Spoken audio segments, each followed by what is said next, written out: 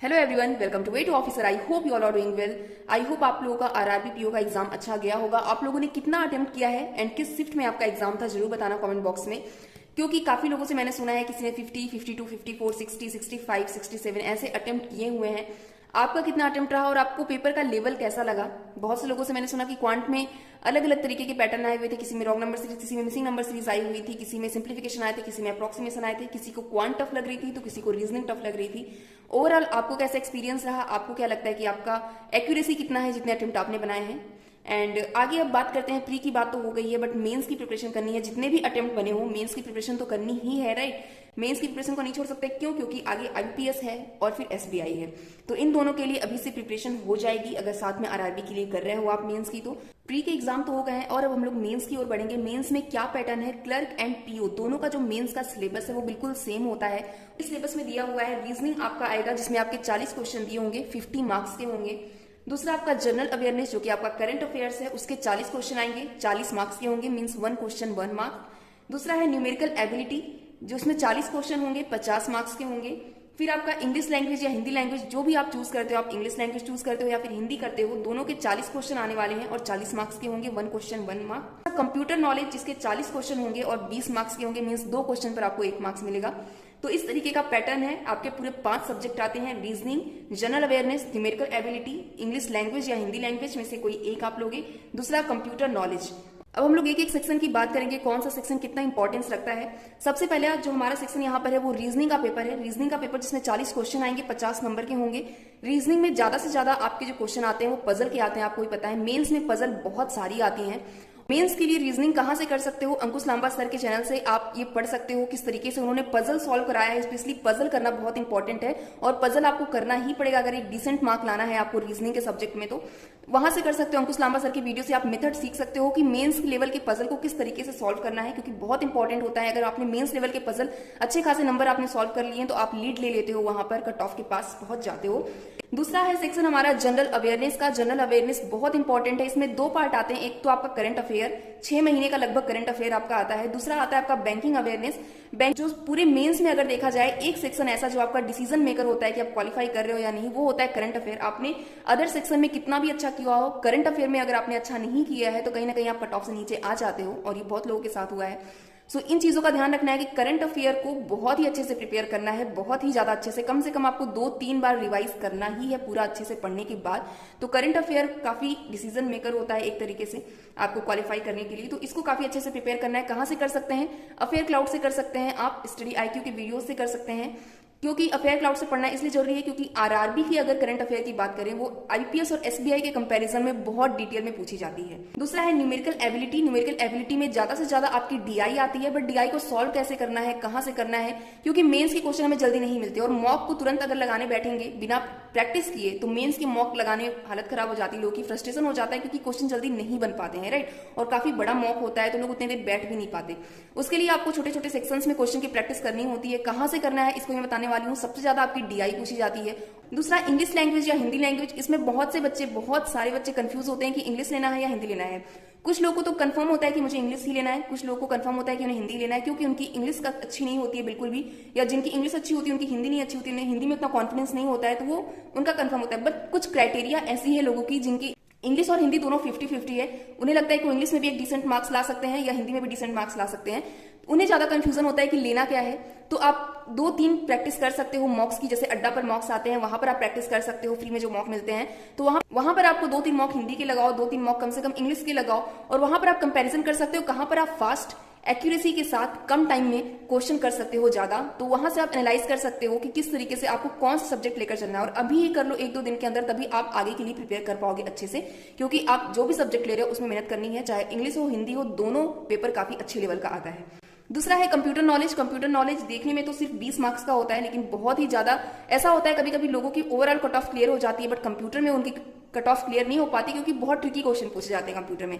कहां से पढ़ना है? ऑली बोर्ड के पीडीएफ आते हैं, आप वहां से पढ़ लो या फिर अड्डा के पीडीएफ से पढ़ लो, दोनों में से कहीं एक पढ़ लो, प्लस मॉक लगा लो, उतना इनफ है। अलग से कुछ भी पढ़ने की जरूरत नहीं होती कंप्यूटर के लिए। सिर्फ ऑली बोर्ड का या तो पीडीएफ पढ़ लो उठा के पूरा, प्लस मॉक लगाओ, या फिर अड्डा का पीडीएफ उठा के पढ़ लो, कंप्यूटर का आता है, आप गूगल पर सर्च करना आपको इजिली मिल जाएगा।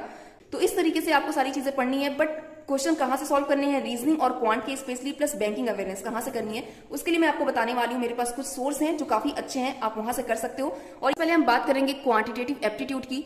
अगर आप बिल्कुल बिगनर हो, आपको मेथड बिल्कुल नहीं आता, आपको पढ़ना है, क्योंकि मेरे पास दो बुक है, एक जो बिल्कुल बिगनर है उनके लिए एंड जो ऑलरेडी प्रिपेयरिंग है उनके लिए।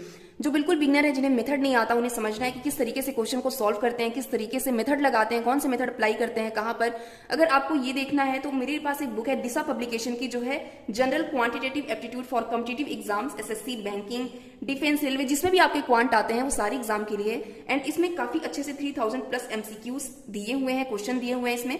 एंड आप देख सकते हैं यहाँ पर सारे टॉपिक हैं, number system, HCF, LCM, simplification, percentage, average, profit loss, ratio proportion, simple and compound interest, mixture allegation, सारे टॉपिक इसमें दिए हुए हैं। डीआई भी दी हुई है, डेटा सफिशिएंसी भी दिया हुआ है, परम्यूटेशन कॉम्बिनेशन भी दिया हुआ है। एंड यहाँ से आप एक अपना बेस प्रिपेयर कर सकते हो। अगर आपको बिल्कुल भी नहीं पता है, किसी भी टॉपिक का मेथड नहीं पता है आपको, जैसे मैं कोई भी टॉपिक उठाती हूँ, देखते हैं कोई टॉपिक, मान लीजिए परसेंटेज उठाते हैं, 41 नंबर पर परसेंटेज दिया हुआ है। एक बार आप देख लीजिए, अगर आप बिल्कुल बिगनर है तो आपके लिए बुक बहुत हेल्पफुल हो सकती है, क्योंकि मेथड जानना बहुत जरूरी है क्वेश्चन को करने से पहले।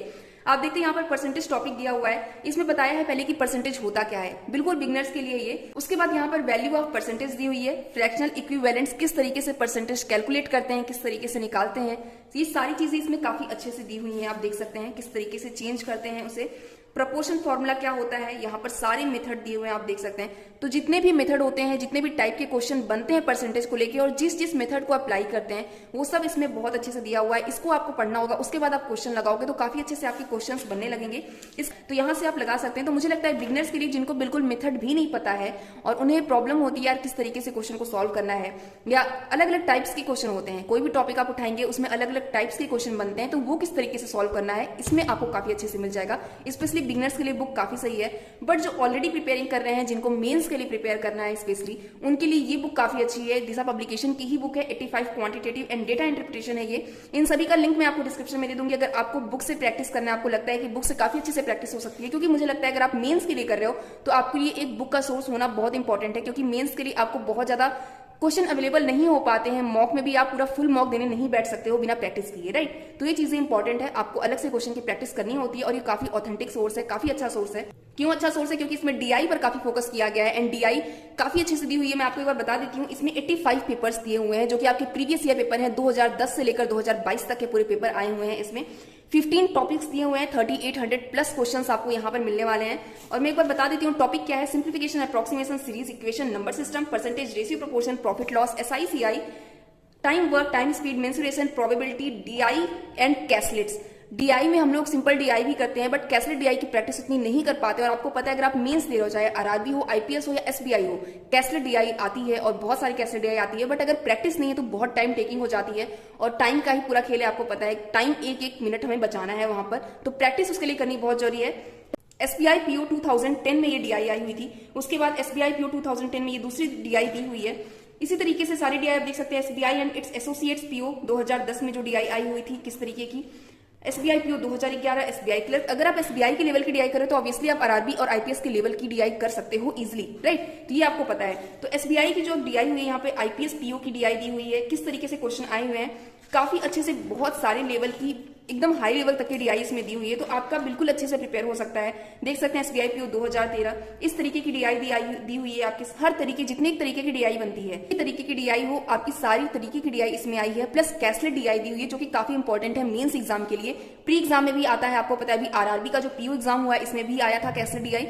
तो आपके मेंस में तो डेफिनेटली आना है, तो उसके लिए आप यहाँ से प्रैक्टिस कर सकते हो। मेरे पास दिशा पब्लिकेशन की 2 बुक है, एक जनरल अवेयरनेस, एक बैंकिंग अवेयरनेस की। जनरल अवेयरनेस बुक अगर आप चाहो तो पढ़ सकते हो, बट मैं आपको हाईली रिकमेंड करूंगी बैंकिंग अवेयरनेस की बुक पढ़ने के लिए, क्योंकि बैंकिंग अवेयरनेस में इसमें से आपको काफी नॉलेज मिलेगी, जो कि आपके एग्जाम्स में आएंगे। चाहे वो एसबीआई हो, आईपीएस हो, आरआरबी हो, या फिर और भी कोई रेगुलेटरी बॉडीज दे रहे हो, तो बैंकिंग अवेयरनेस तो डेफिनेटली आना होता है। तो उसके लिए कौन से टॉपिक है जो आप पढ़ सकते हो, यहाँ पर काफी पतली सी बुक है, आप देख सकते हो, काफी अच्छे से इसमें दिया हुआ है।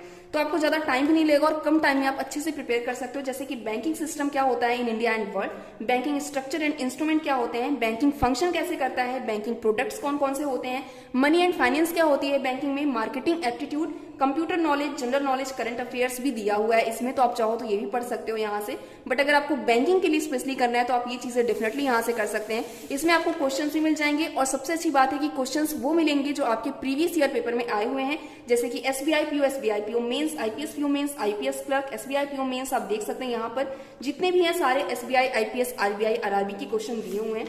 सो यस, ये सारी बुक्स थी। अगर आप लेना चाहते हैं तो आप डेफिनेटली ले सकते हैं। इन बुक्स को काफी हेल्पफुल होंगी आपके आगे की प्रिपरेशन के लिए। एंड यस, मेंस की प्रिपरेशन स्टार्ट करिए। मेंस के लिए काफी अच्छा वीडियो आने वाला है आपके लिए। मिलते हैं नेक्स्ट वीडियो में एक अच्छी इन्फॉर्मेशन के साथ। तब तक अपना ख्याल रखिए, खुश रहिए, बेस्ट ऑफ लक।